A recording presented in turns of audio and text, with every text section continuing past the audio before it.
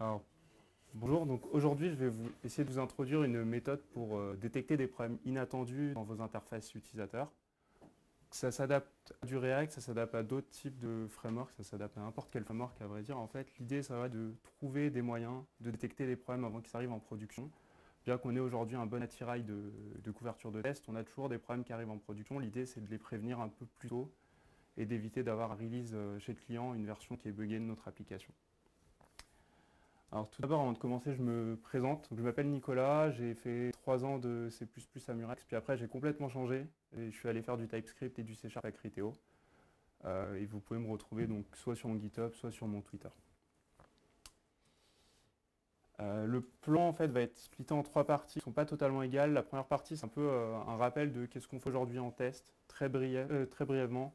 Ensuite on verra comment on pourrait potentiellement remplir le gap que je vais présenter dans la première partie. Et la dernière partie, c'est vraiment celle qui est intéressante pour Stoke, c'est en quoi on pourrait utiliser les deux premières choses qu'on a vues pour mieux tester nos interfaces utilisateurs et prévenir des bugs un peu épineux d'arriver en production. Alors aujourd'hui, le testing, on le présente souvent avec cette fameuse pyramide. Je m'étais dit que c'était pas mal de commencer par un truc que tout le monde a déjà vu avec nos 3 types de tests, unit, intégration, UI test. Je vais pas rester trop longtemps dessus parce que tout le monde connaît à peu près. L'idée c'est plus de vous dire, bon, voilà, ça c'est un test unitaire qu'on aurait peut-être écrit aujourd'hui. C'est tiré d'un vrai repo qui n'est pas le mien. Ce qu'on peut remarquer dans un test unitaire classique, c'est qu'on va avoir des entrées qui sont fixées avec des sorties fixées. Et si on s'intéresse en fait à la version UI, donc lorsqu'on va faire des tests, donc ici c'est un test Selenium, c'est l'exemple de test de la doc Selenium d'ailleurs, on remarque qu'on a un peu le même pattern, c'est-à-dire qu'on a un comportement qui est prédéterminé dès le début. Nos tests disent exactement ce qui doit être fait, et on a des valeurs qui ont été déjà hardcodées pour définir les entrées et les sorties. Donc dans les tests qu'on écrit aujourd'hui, on sous-entend des entrées et des sorties bien définies, et on sort rarement des sentiers battus, et en fait les tests sont vraiment stricts sur la manière de s'exécuter. La question qu'on peut se poser, c'est bon, maintenant on a mis des tests, on a une couverture sur notre application. Une question qu'on se pose souvent, c'est est-ce qu'on a assez de tests? Est-ce que nos tests en fait couvrent l'essentiel, couvrent les cas qui nous intéressent? Est-ce que demain je fais une release en production, est-ce que je vais avoir un problème et je vais avoir des clients qui vont plaindre? Parmi les réponses qu'on voit souvent, il y a beaucoup de personnes qui vont considérer que le coverage c'est l'arme idéale et que si un coverage est à 100%, alors il n'y aura jamais de bug dans une appli. Il y a aussi les arguments du style l'appli elle est utilisée par beaucoup de gens, donc il n'y a pas de bug, parce que c'est pas possible d'avoir des bugs. Dans les exemples de bugs récents par des applis qui ont été utilisés par beaucoup de gens, il y a Google qui avait un bug dans son Google Search Image par exemple, et pourtant c'est utilisé par plein de gens. Euh, donc tout ça pour dire en fait c'est pas assez. Je vais prendre 2 exemples que j'ai remontés. En fait c'est 2 bugs fixes que j'ai fait dans des repos on va dire assez connus. Celui-là c'est un repo qui a une couverture à 100%, il s'appelle JavaScript Algorithm, c'est quelque chose qui tourne autour de 40 à 50 000 stars en ce moment sur GitHub. L'erreur qu'il y avait, c'était que finalement, si on lui donnait des chaînes de caractères vides, il gérait très mal le cas et il n'arrivait pas à savoir qu'une chaîne de caractères vides était toujours comprise dans une autre chaîne. Un autre cas que j'ai détecté récemment, c'était dans Jest, donc framework de test unitaire très connu, dans lequel on avait un petit problème avec le toStringtEqual et il s'avère qu'en creusant un petit peu, il y avait 2 autres issues en plus de celle-là qui étaient non couvertes et que personne n'avait remonté jusque-là. Alors, en fait, notre problème, si je résume un peu avec tout ce que j'ai dit au-dessus, c'est que finalement, on a un scope limité d'entrée. Dans nos tests aujourd'hui, tels qu'on les écrit habituellement, on va préciser des entrées précises et des sorties précises, et on s'attend, pour ces entrées précises, à avoir des résultats précis. Malheureusement, ces entrées, c'est un scope très limité de l'ensemble des cas possibles, et en fait, on couvre une partie minime de la réalité. Donc l'idée, ça va être d'aller plus loin en fait, d'aller plus loin que le test qui va avoir des entrées précises et d'aller plus loin. Donc pour aller plus loin, on va utiliser ce qui s'appelle du fuzzing. Le fuzzing, on en a dans plein de langages. Dans C++, il y a Google qui pousse un peu pour ça, par exemple, pour détecter des memory leaks ou quelque chose comme ça. Et sur des langages un peu plus haut niveau comme JavaScript, on a ce qui s'appelle property-based testing, par exemple, qui va gérer ce type de cas. L'idée, ça va être de mettre du random un peu dans nos tests. Du random, on veut que ce soit random, mais quand même déterministique. On veut pouvoir relancer nos tests et avoir un moyen de... que ce soit déterministique, que je puisse relancer ma batterie de tests et que ce soit reproductible aussi. On veut quelque chose qui ne soit pas flaky, hein, c'est pas l'objectif, c'est pas de créer des tests flaky, on veut des tests qui, quand ils plantent, vont nous dire qu'ils ont planté et pour quelle valeur ils ont planté et pourquoi ils ont planté. C'est vraiment l'important, c'est vraiment de garder en tête qu'un test doit être déterministe. Et donc, pour qu'il soit déterministe, on va avoir des générateurs seedés dans le cas de ces techniques que je vais présenter. Mais en fait, là, on parle d'aléatoire. Si on réfléchit un peu plus, aléatoire, ça veut dire que si on générait des entrées aléatoires, un petit peu, donc c'est l'idée du taux, en fait, générer des entrées aléatoires plutôt que prendre des entrées fixes. Si on s'amusait à générer demain des entrées aléatoires, on pourrait avoir des trucs comme ça. Et là, d'un point de vue humain, c'est pas super cool à comprendre. On a des entrées qui sont très dures à comprendre et potentiellement, si demain un test plante en nous disant j'ai planté sur le troisième cas ici, qui est un tableau qui contient 1000 cas de valeurs, on va sans doute pas s'amuser à débugger le truc en se disant c'est un edge case qui ne se présentera jamais en production. Donc l'idée ici, ça va être c'est cool d'avoir du random, mais il faut que ce soit utilisable. En l'état comme ça, faire du random pour du random, c'est pas exploitable. Donc l'idée, c'est d'aller un peu plus loin, c'est d'utiliser ce qui s'appelle le property-based testing. Le property-based testing, en fait, c'est une technique de test qui est apparue dans le monde ASIAL, en fonctionnel notamment. Et l'idée, c'est de pouvoir générer donc, des entrées aléatoires, donc ça, c'est ce qui nous intéresse aujourd'hui, mais aussi d'être capable, en cas d'erreur, de réduire ces entrées à des entrées plus petites. C'est-à-dire que dans le cas, par exemple, des strings de la string que j'ai montré tout à l'heure, si le caractère qui fait planter la string, c'est le caractère virgule, par exemple, je m'attends à ce que le framework me retourne une chaîne qui est réduite à la virgule. Pareil pour un tableau, l'objectif, c'est d'avoir vraiment le cas minimal qui fait failer le problème. Dans le cas de cette présentation, je vais utiliser FastCheck parce que c'est le seul framework en JavaScript aujourd'hui qui gère les problèmes d'UI, l'intégration avec une UI, que je montre dans la dernière partie. C'est aussi un framework sur lequel, dont je suis l'auteur, donc c'est pour ça que j'en profite aussi pour l'introduire. Mais pour de vrai, en termes pour éviter, c'est le seul aujourd'hui qui gère les tests UI et c'est le seul à être capable de shrinker ce genre de test. C'est-à-dire que j'avais essayé avec d'autres frameworks initialement et c'était pas possible de le faire. Donc, on va s'intéresser maintenant à la UI. Donc, pourquoi la UI? Parce que tout simplement, un jour ou un autre, quelque chose de potentiellement grave va arriver sur la UI, on va trouver un bug et ce bug, on a beau avoir plein de tests unitaires, plein de tests d'intégration et on peut en mettre un peu de partout, on aura forcément un moment ou un autre un bug, un trou dans la raquette qui va faire que ça va planter.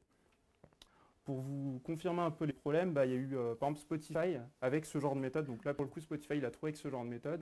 Ils avaient un bug passé un temps sur leur appli qui était que si on crée une playlist avec un seul track, qu'on la jouait de manière aléatoire et qu'on essayait d'ajouter une piste, en fait le bouton Next ne passait plus à la piste suivante mais bouclait sur les pistes initiales. Donc en fait la piste n'était pas ajoutée dans le buffer de lecture. Un bug un peu plus critique, parce que celui-là était assez fun, mais le bug un peu plus critique, un bug sur Android, dans lequel, en fait, avec une certaine séquence d'actions, on pouvait déloquer n'importe quel téléphone. Donc c'est un bug qui n'existe plus, qui a été patché depuis très longtemps. Mais en appliquant une certaine séquence d'actions bien choisie, on pouvait déloquer n'importe quel téléphone Android en faisant tout simplement crasher le lock screen. Donc là, il fallait taper plein de caractères et aller dans le champ password pour le faire crasher finalement. Donc l'idée en fait, l'idée ici, ça va être de voir comment on aurait pu détecter de ce genre de bug et se prémunir de ce genre de problème. Alors pour faire ça, en fait, l'idée que j'ai eue, moi, c'était de dire, on peut potentiellement, si on avait un temps infini pour s'amuser avec nos interfaces graphiques et qu'on était payé pour finalement regarder un peu les bugs et faire que ça, si on était en gros sur du QA, on pourrait s'amuser à jouer avec la UI et essayer de dénicher des bugs en cliquant un peu n'importe où jusqu'à peut-être en trouver un ou peut-être ne jamais en trouver. Donc l'idée c'est de jouer un peu aléatoirement avec l'interface graphique et ça marche entre guillemets, il y a un théorème derrière tout ça qui dit que ça peut marcher, qui est le théorème je ne sais pas comment ça se traduit en français en fait, qui est un théorème qui dit tout simplement que si on donne un clavier à un singe et qu'on lui demande de taper dessus de manière pendant une infinité de temps, à un moment ou un autre, il va réussir à taper une œuvre de Shakespeare ou une œuvre de Victor Hugo ou n'importe quoi. Donc ça veut dire qu'en un temps infini, si on s'amuse à jouer un peu de manière aléatoire avec notre UI, on va faire des scénarios plausibles d'un utilisateur et peut-être un scénario qui correspond à un scénario bug. L'idée, ça va être de tout simplement essayer ça. Et donc pour essayer ça, c'est-à-dire qu'on va vouloir appliquer des opérations sur notre interface Ça, finalement, c'est ce qui ont été définis dans les specs qu'on a quand on écrit l'interface, on reçoit des specs. Ces specs peuvent nous servir pour écrire les fameuses opérations légales de l'application. Ces opérations, elles peuvent être exécutées que dans certains contextes. Par exemple, si on prend l'exemple de Gmail, je ne pourrais pas envoyer un mail si je ne suis pas en train d'éditer. Je peux envoyer le mail uniquement quand je suis en train d'éditer ce mail. Donc il y a des opérations qui sont valides que dans certains contextes bien particuliers. Et enfin, une fois qu'une opération a été exécutée, je dois m'assurer que l'opération a bien fait ce qu'elle devait faire. Par exemple, envoyer un mail dans le cas du bouton envoyer de Gmail. Et ça, je vais le faire de manière infinie, entre guillemets, donc je vais le réessayer plusieurs fois. Ça va me faire un scénario. En fait, mon scénario, ça va tout simplement être une série d'opérations aléatoires sur mon interface. Et pour chacune de ces opérations, si elle est valide, j'essaye de l'exécuter. Et sous réserve qu'elle ait été exécutée, je vais checker la présence des outputs qu'elle est censée produire. Tout ça, ça nous mène à la notion d'opération, donc j'ai appelé commande. Une commande, c'est pareil qu'une opération. Ça va être tout simplement des préconditions potentiellement. Donc, est-ce que ma commande est possible dans l'état actuel de mon interface? Une action, tout simplement ce que doit faire l'action réelle sur mon interface, l'opération à faire sur l'interface. Et enfin, une post-condition qui est tout simplement quelles sont les sorties auxquelles je m'attends de cette action. Peut-être qu'il n'y en a pas, peut-être qu'il y en aura. Je vais donner un exemple juste après avec un cas réel pour qu'on puisse un peu comprendre comment ça s'appliquerait. Et maintenant, si on part du principe qu'on a défini toutes les commandes de notre application, finalement, on pourrait prendre toutes ces commandes, générer un tableau aléatoire qui contient un nombre important de ces commandes, et pour chacune de ces commandes, appliquer un peu le scénario que j'avais présenté tout à l'heure qui correspond à ça. On a des préconditions. Si elles sont bonnes, on va exécuter l'action, vérifier les post-conditions. En cas de failure de l'action des post-conditions, on va dire que le scénario est un scénario d'erreur. Et en cas de succès de cette action ou de ces post-conditions, on passe à la commande d'après. Notre opération sur la UI a été correcte, donc on peut continuer avec les opérations d'après. Pareil pour les préconditions, si les préconditions ne sont pas remplies, on ne peut pas exécuter l'opération, donc on passe à l'opération suivante. On va exécuter ça en boucle, tant que le scénario n'est pas fini. Une fois qu'on a fini notre scénario, on regarde tout simplement le statut du scénario, est-ce que c'est un scénario de succès ou d'erreur. Et en cas de scénario d'erreur, on va réduire automatiquement, via les frameworks de Property Base, on va réduire automatiquement le cas vers un cas minimal qui va se résumer à des opérations très simples pour un utilisateur final. Donc il y a un exemple à la fin pour montrer. On va essayer ça finalement. Donc ça je vous ai fait la théorie, maintenant on va essayer de voir un peu en pratique à quoi ça ressemble.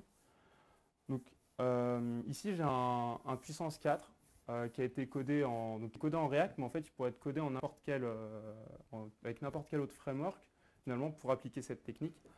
Il y a quelques trucs à voir. On peut déjà annuler des opérations, on peut les refaire, on peut créer un nouveau jeu. Et on a une URL en fait qu'on peut envoyer à un collègue par SMS par exemple. On peut considérer qu'on est en train de jouer en offline, on n'a pas de connexion réseau internet. Et on peut envoyer l'URL à un collègue, il va utiliser cette URL, il va tomber dans le même state que le state courant.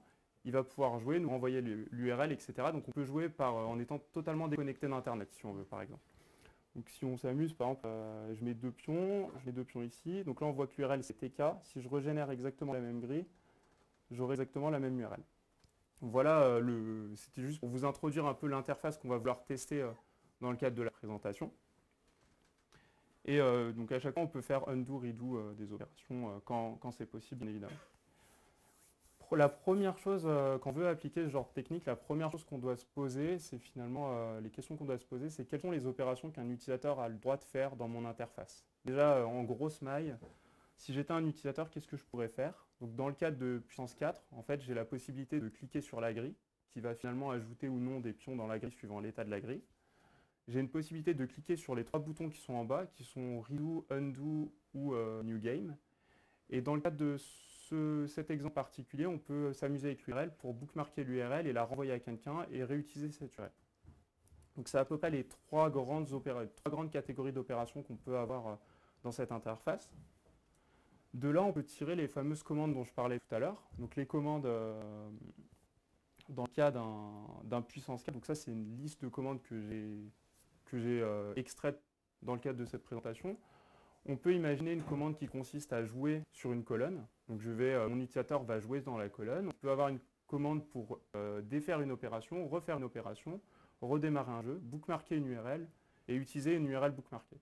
À partir de toutes ces opérations, on est quasi sûr de passer un peu dans tous les scénarios qui ont été proposés par les specs de ce programme. Et l'idée, en fait, c'est une fois qu'on a toutes ces opérations, on va les exécuter de manière totalement aléatoire, voir si par hasard, un certain ordonnancement d'opérations va faire crasher une des expectations qu'on avait sur le programme. Je vais rentrer plus en détail sur une d'elles, le play valid move. J'ai pris celle-là au hasard, en fait, on aurait pu prendre n'importe laquelle, elle se présente un peu toutes pareilles. Tout à l'heure, je vous ai dit qu'il fallait définir en fait, des préconditions. Dans le cadre de play valid move, en fait, sur ce puissance 4 en particulier, les colonnes qui sont non jouables vont être flaguées comme étant mouvement interdit. Donc on peut récupérer depuis les classes CSS potentiellement ou depuis n'importe quelle une propriété qui est accessible depuis le CSS ou depuis le DOM. On peut savoir si oui ou non la colonne est jouable. Donc la précondition, c'est déjà est-ce que cette colonne est jouable. Sous réserve qu'elle est jouable, je vais pouvoir exécuter l'opération play valid move qui va jouer dans une des colonnes. Si l'opération n'est pas jouable, ben je peux skipper la commande est invalide parce que je ne peux pas jouer dans cette colonne. Ensuite, j'ai l'action. Bon, l'action, c'est tout simplement comme un joueur le ferait. Ben, je vais cliquer dans la colonne pour essayer d'ajouter mon pion dans la colonne. Et une post-condition qui consiste à dire j'ai un jeton qui est censé être apparu dans la colonne et ce jeton va être dans cette colonne avec la couleur du joueur courant et il ne doit pas remplacer un jeton existant mais il doit prendre la place d'un trou dans la grille. Ça c'est un peu ce qu'on aurait pu écrire pour play valid move. À partir de ça on peut passer au code. Donc là c'est écrit en TypeScript, on peut très bien le faire en JS pur sans avoir implémenté finalement l'interface. L'interface, elle demande juste deux méthodes qui sont check et run. Check, ça correspond à précondition, et run, ça va être l'action plus les post-conditions. Parce que souvent, l'action et les post-conditions sont mélangées, parce qu'on va avoir avant d'exécuter l'action, on va vouloir récupérer des infos qui vont peut-être servir après l'action. La méthode de check, finalement, dans le cas de play valid move, ça va être récupérer toutes les colonnes qui sont jouables et vérifier que notre colonne fait partie des colonnes jouables. Donc la première ligne récupère toutes les colonnes jouables. La deuxième vérifie si la colonne dans laquelle on souhaitait jouer est bien une colonne jouable. L'exécution en tant que telle de l'action, ça va être, on récupère la grille avant de jouer. On garde un snapshot de la grille avant de jouer. On va essayer de jouer dans la grille. Peut-être qu'on ne pourra pas. C'est pour ça qu'il s'appelle try play at, parce qu'on n'est pas sûr, potentiellement on va cliquer mais il ne va rien se passer. Donc on essaye de jouer, on verra ce qui se passe. Ça c'est un helper, tout le code ici c'est du Selenium, on pourrait très bien imaginer dans n'importe quel autre framework de test. Là on va essayer de cliquer dans la colonne, voir s'il se passe quelque chose de bien. Ensuite on récupère la grille après exécution de l'opération de clic. Et on va vérifier si dans la nouvelle grille, on a bien une différence d'une seule case. Donc c'est-à-dire qu'on a bien un nouveau jeton qui est apparu et que ce jeton a bien remplacé un jeton existant et qu'il est bien de la bonne couleur. Donc ça, c'est ce qui est fait ici. Et à la fin, on a ce qui s'appelle un modèle. C'est potentiellement, il y a des informations qu'on ne veut pas récupérer de l'interface graphique. On veut les stocker à côté de notre interface. L'historique des URL, concrètement, c'est un bon exemple. On n'a pas de moyen depuis l'interface graphique d'avoir les URL bookmarkées. Donc l'idée, ça va être de les stocker dans ce que j'ai appelé un modèle qui permet de stocker en parallèle de l'interface graphique des infos supplémentaires qui nous permettent dans notre test de savoir un petit peu l'état où est-ce qu'il en est. Idéalement, il ne faut pas mettre trop de trucs dedans parce que plus on met de choses dedans, plus on commence à avoir une UI qui est recodée dans le modèle et ça peut être un problème. Donc l'idée, c'est vraiment de restreindre le modèle à des infos qui sont minimales et simples à faire évoluer. Et enfin, une fois qu'on a défini ces commandes, on utilise donc les frameworks de Property Base. Finalement, ça se lance par... Le principe, c'est d'avoir des propriétés dans du Property Base. Donc on a une propriété, les propriétés ont des générateurs. Ici, il n'y en a qu'un seul, un générateur de commandes. Et le générateur de commandes prend un tableau de toutes les commandes possibles. Donc les commandes ici sont des constantes, elles ne sont pas paramétrées dans mon cas. Elles pourraient très bien être paramétrées par d'autres générateurs d'aléatoires. Et une fois qu'on a ces commandes, donc on a ici la lambda qui est exécutée à chaque exécution de la propriété. La lambda commence, elle va elle va demander au driver d'aller sur About Blank pour être dans un contexte, on va dire sain. On va aller sur la page du serveur. Ensuite, on définit le modèle initial. Le setup, c'est juste pour retourner des variables utiles à l'exécution de la commande. C'est deux variables qui sont utilisées par la commande. Et ensuite, c'est un helper ici qui est fourni par le framework qui permet de lancer ces commandes automatiquement. Et donc en cas de problème, si donc les propriétés vont être lancées une centaine de fois, normalement en property base par défaut. Et si l'une des exécutions entraîne une erreur, le framework est responsable de vous trouver un scénario plus petit qui va poser le même problème. Maintenant qu'on a, alors là je vous ai plus ou moins introduit comment on pouvait faire ça sur un exemple réel, on peut essayer de voir comment ça donnerait en live en fait. Donc là je me suis amusé à le faire tourner. Donc là en fait on voit que l'ordinateur, donc c'était du Selenium, c'est le code que je vous ai montré juste avant. L'ordinateur s'amuse finalement à cliquer un peu de partout et à essayer de trouver un bug dans l'interface sur le fameux puissance 4. Et en fait il a trouvé un bug qui était celui-là. Donc ça, vous allez me dire, c'est pas super, il y a 27 étapes, c'est pas cool, à débugger, j'ai l'impression que ça va quand même prendre un peu de temps. Ça, c'est le bug initial, c'est le fameux bug pur random, donc il a exécuté tout ça. Au milieu, il faut imaginer peut-être qu'entre 1 et 2, il y avait d'autres opérations qui n'ont pas été possibles parce qu'elles avaient des préconditions fausses, donc elles ne sont pas montrées ici. Mais en fait, ça c'est le cas initial. En réalité, le framework, il ne m'a pas reporté ça, il m'a reporté ça. L'idée, c'est vraiment bien qu'on ait un test initial qui plante pour des cas longs, on veut avoir un cas de test minimal. Le cas ici, c'était que le player, enfin le joueur courant était mal rafraîchi, était pas pris en compte dans l'URL. Donc c'est-à-dire que si on prenait l'URL et qu'on la passait à quelqu'un, on ne savait plus quel était le joueur courant, donc ça changeait les couleurs à chaque fois. Et donc voilà, c'est tout pour cette présentation.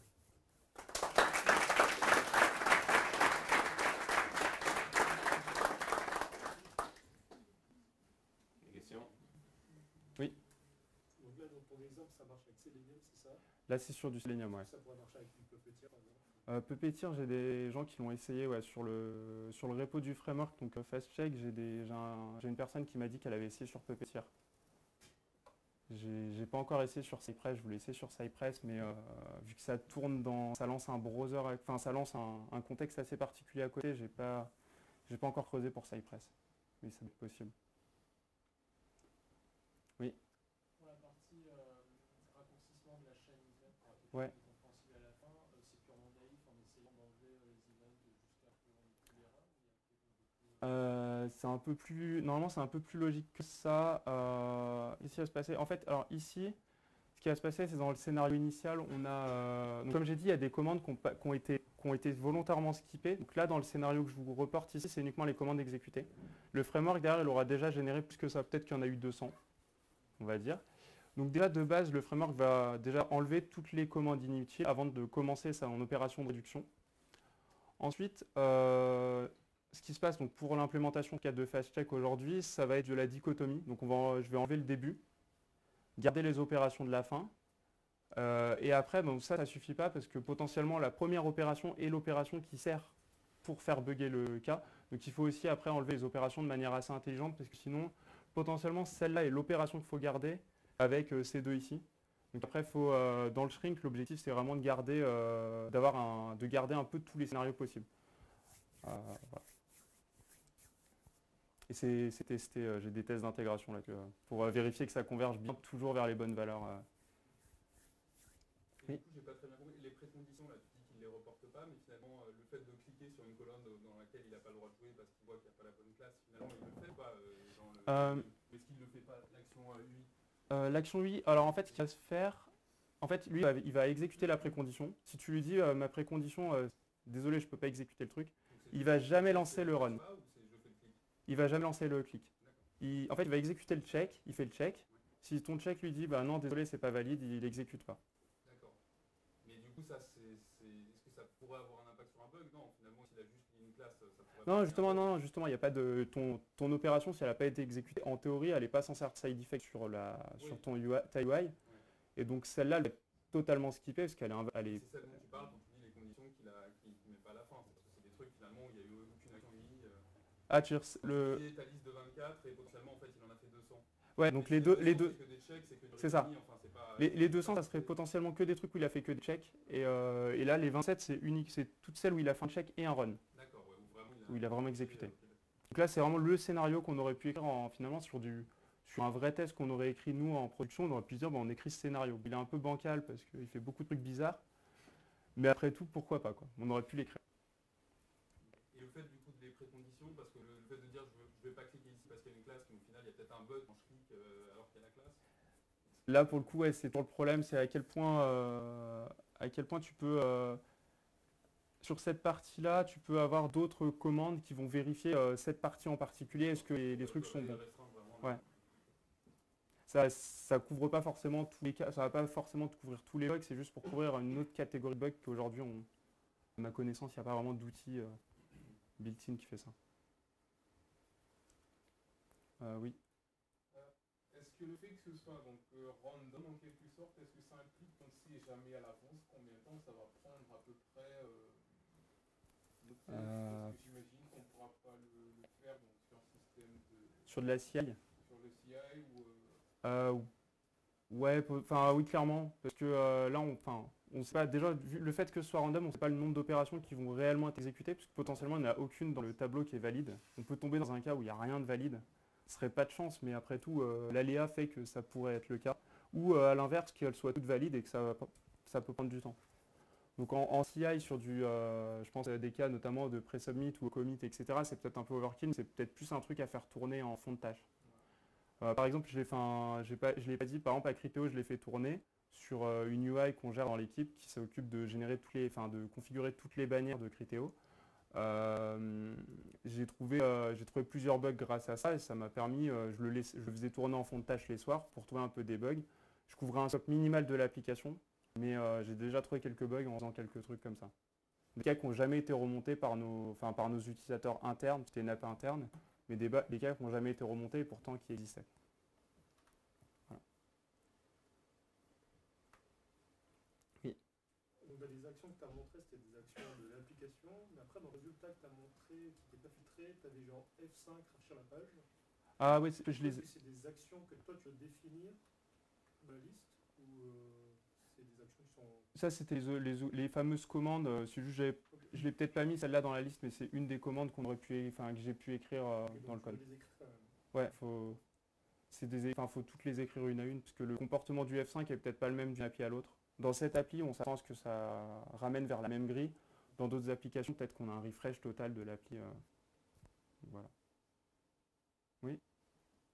Sur les commandes, que tu as définies, on va dire qu'il y en a un peu deux catégories, celles qui sont vraiment, si je fais la commande, il n'y a qu'une façon de la faire, par exemple F5, il y a une boucle F5, et celles après qui sont paramétrables en fait. Ouais. Par exemple, je veux bloquer la colonne. Là, dans le puissance 4, celles qui sont paramétrables, je crois qu'il n'y a que choisir la colonne, elle est assez, elle a un choix de... Un scope limité, ouais. Assez limité. Comment tu peux arriver à gérer sur les choses beaucoup plus il y a beaucoup plus de combinaisons, par exemple, tu as fait quelque chose dans un input, quelque chose... Alors ça... Tu as fait quelque chose de random parce que... Alors ça, ce que j'avais fait, en fait, on le voit dans ce cas-là, ici. Donc là, en fait, j'ai utilisé... Donc ça, c'est un built-in de FastCheck, donc le framework que j'utilise, donc qui génère des constantes. Mais on peut lui demander de générer, par exemple, une chaîne de caractères, une string, et ensuite mapper cette string pour appeler notre constructeur de commande. Ici, là, je ne sais pas si on voit la souris ici. Sur celui-là, en fait, là, j'ai hardcodé à 0. Donc je lui ai dit, bah, fais-moi toujours 0, et puis j'ai la même chose avec 1, la même chose avec 2, la même chose avec 3 et 4. Au moins, là, c'était un peu pour tricher un peu, pour qu'il y ait plus d'occurrences des commandes qui jouent dans les colonnes. Mais en réalité, j'aurais très bien pu dire, génère-moi un entier entre 0 et 7, enfin 0 et 6 compris, et map-moi le set entier pour appeler le constructeur qui correspond à playToken. Il y a des opérations de mapping, en fait, on peut les utiliser, c'est juste... Là, je ne l'ai pas utilisé pour rester simple, avec un appel constructeur simple, mais on peut toujours mapper. Donc on peut lui demander, par exemple, sur un input, on peut lui demander généralement une chaîne de caractères, et après, à partir de cette chaîne de caractères, appelle-moi le constructeur de fais une search dans mon moteur de recherche.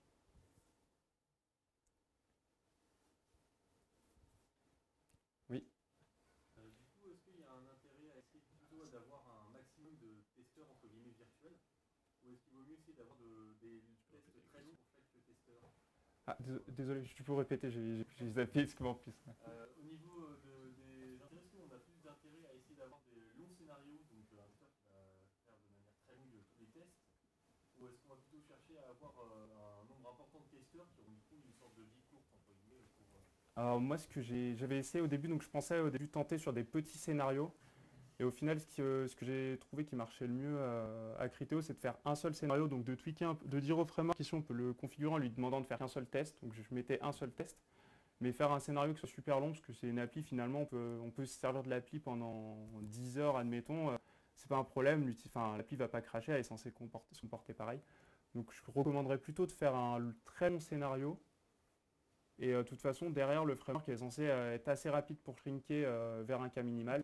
Et s'il y a un problème, normalement le problème se présente rapidement, ou sinon c'est vraiment un problème très edgy et ça sera plus simple de le détecter sur un scénario long que sur un scénario court.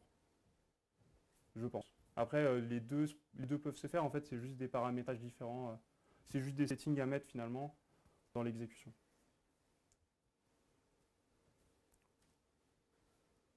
Voilà. Une question? Non? Ok, ben merci Nicolas.